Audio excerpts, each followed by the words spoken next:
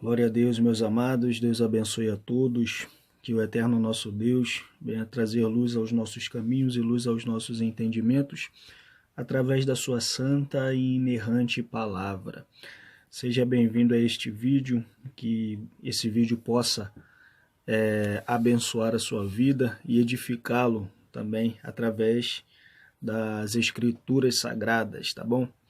Meus amados, estamos aí diante de um texto interessante, que é a parábola do rico, né, e Lázaro, o rico e Lázaro, né? Essa Bíblia pelo qual os irmãos estão vendo é ACF, Almeida Corrigida e Fiel, né? Uma tradução que eu mais indico é justamente essa. Amados, apesar de ser uma parábola,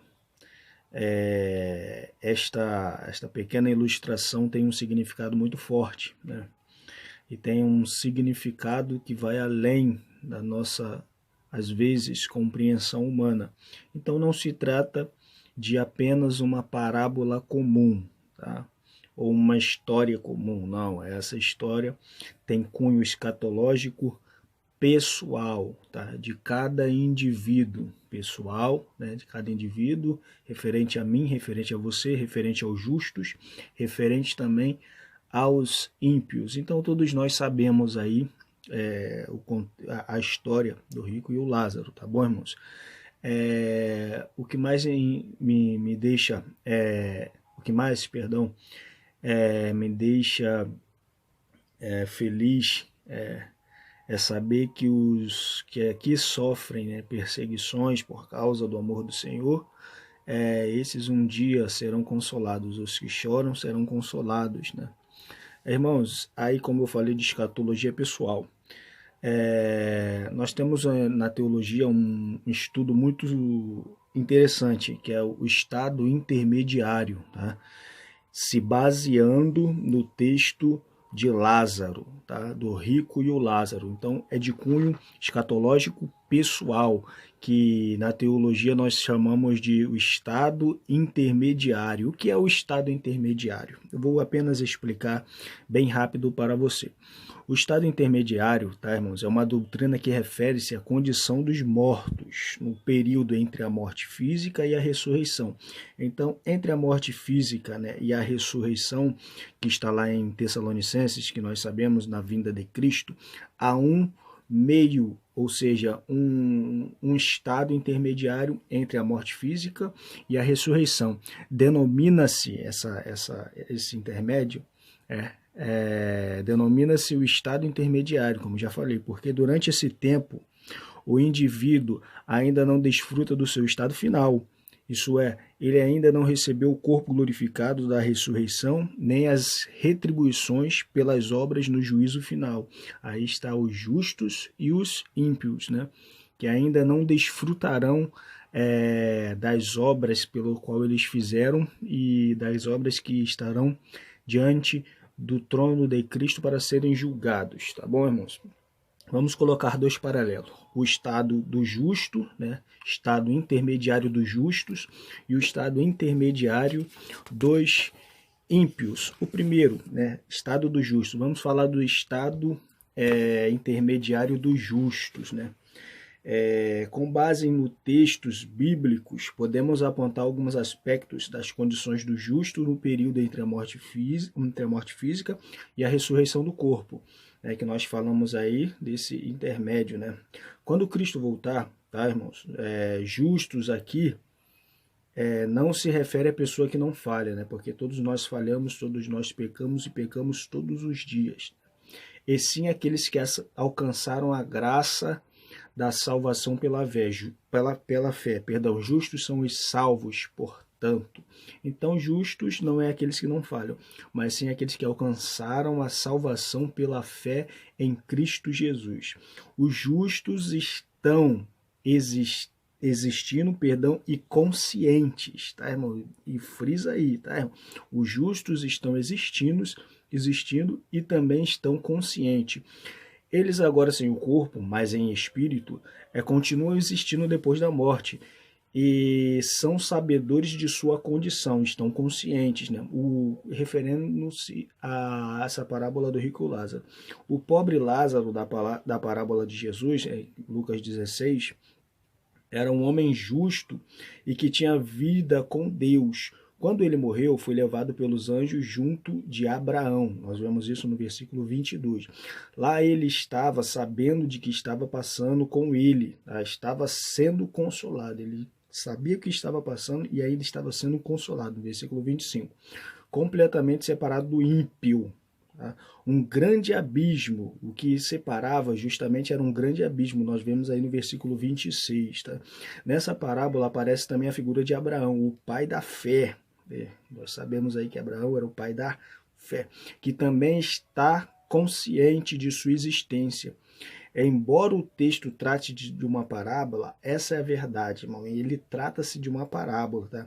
A verdade central não teria nenhum sentido após a morte e a vida não tivesse continuidade de forma consciente. Como eu falei, esta parábola ela é real, tá, irmão? Nós vemos também em Apocalipse capítulo 6, versículo 9, né?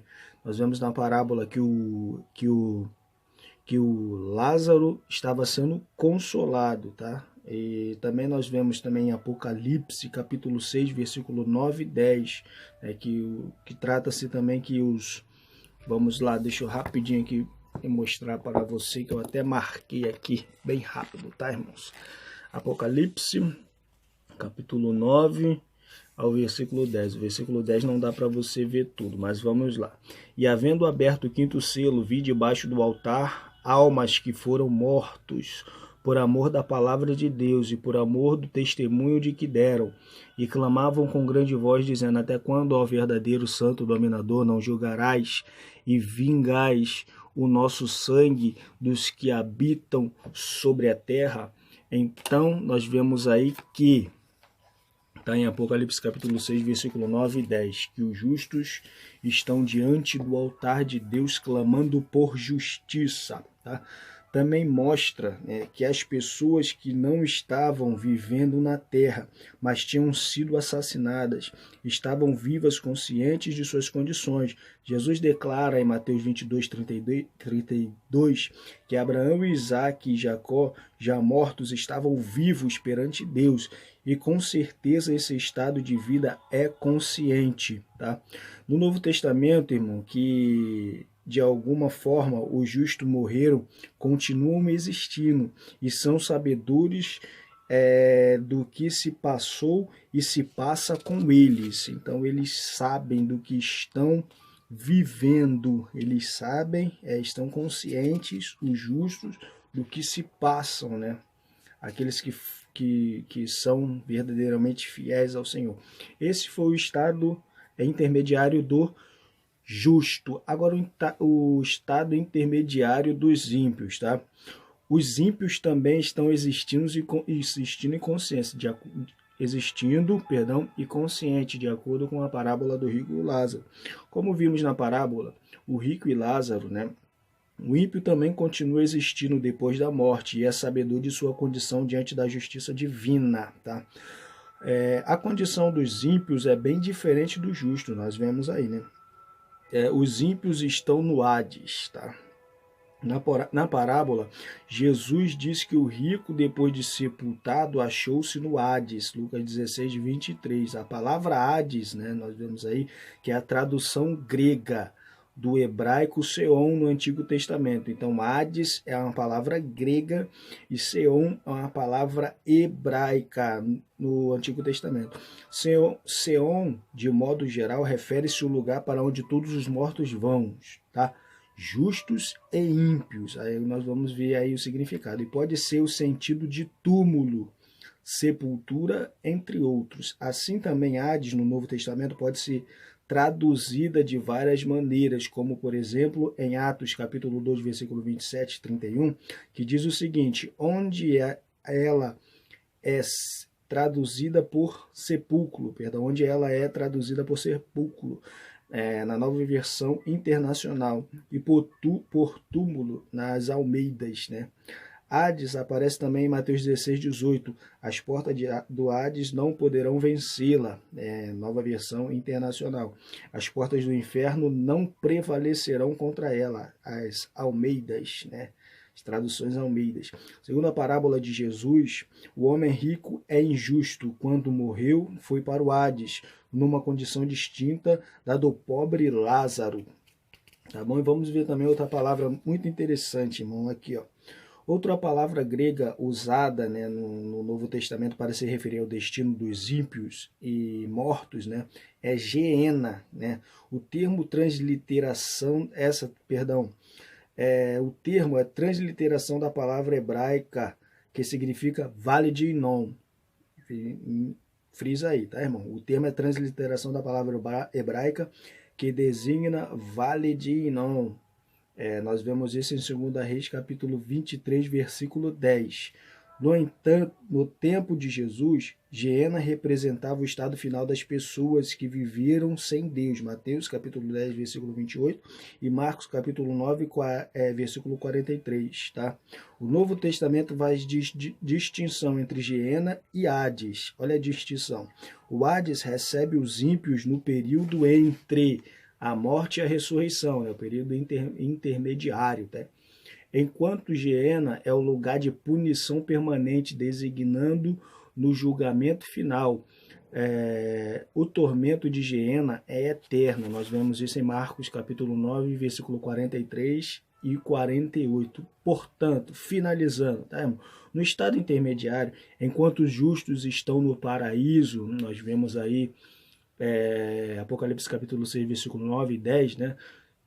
Com Cristo, os ímpios estão no Hades, separado dos salvos. Então, este é o período intermediário, tanto dos justos, que estarão com o Senhor na glória nos ares, quanto o ímpio, que estará no Hades, né? O período intermediário dos ímpios estarem no Hades, lugar de tormento. Aí será quando todos nós, na vinda de Cristo, né, estaremos diante do trono de Cristo para sermos julgados segundo as nossas obras, né?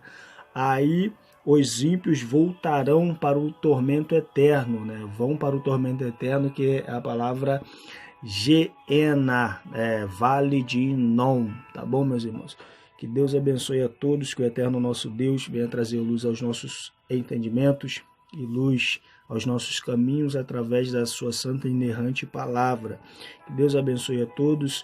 Você que ficou aí até o final do vídeo, que o eterno venha retribuir, tá, a sua benevolência e que possamos aqui aprender juntos da palavra do Senhor. Deus abençoe a todos. Paz e graça.